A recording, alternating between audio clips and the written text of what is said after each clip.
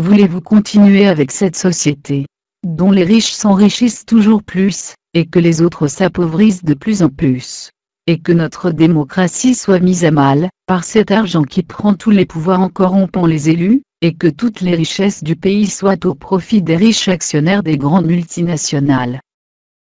La situation est grave, elle met en danger les nouvelles générations. Il vous faut une paire de lunettes pour voir ce monde dans lequel on vit. N'attendez pas d'être au chômage ou dans la précarité. Tôt ou tard, vous serez touché si vous n'êtes pas une élite ou riche.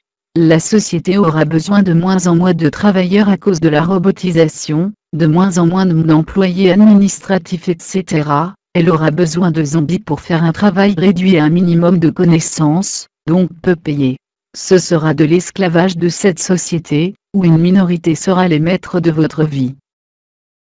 C'est la guerre, elle est invisible mais elle est bien réelle, une guerre de classe existe, elle est menée aujourd'hui par les plus riches contre les peuples avec des armes absolument inédites, on est passé du canon et à la mitraillette totalement inefficace. Aujourd'hui des armes beaucoup plus affûtées, et beaucoup plus dangereuses parce qu'elles sont invisibles, qui vont quand même nous mener à notre perte.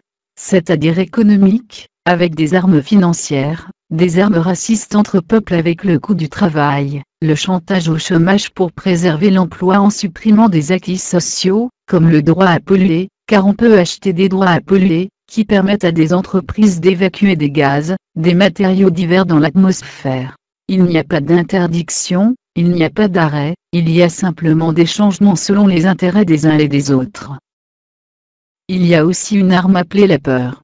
Le terrorisme permet de manipuler votre pensée en l'occupant par ses actes odieux.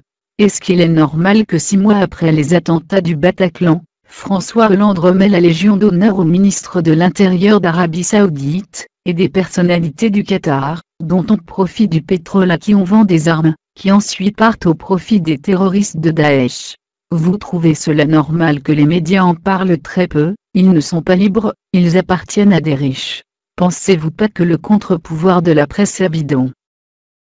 Nous avons eu la possibilité de changer le système démocratiquement, les Français ont préféré choisir entre Macron, le représentant de notre ennemi, et Le Pen, une représentante du peuple, qui a servi de pantin du système permettant d'avoir un banquier élu, qu'avec 24% des votants.